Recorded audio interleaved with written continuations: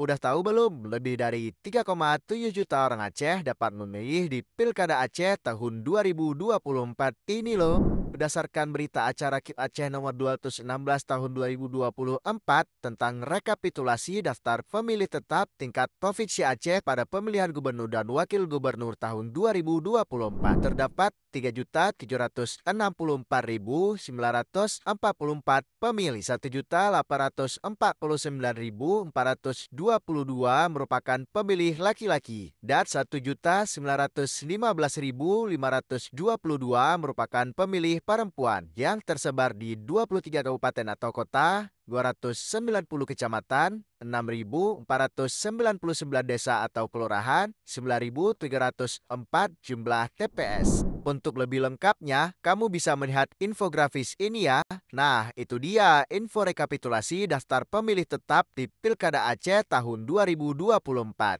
Kamu masuk salah satu dari itu nggak? Kalau iya, silakan tinggalkan komentar dan kita bisa berdiskusi seperti biasa ya.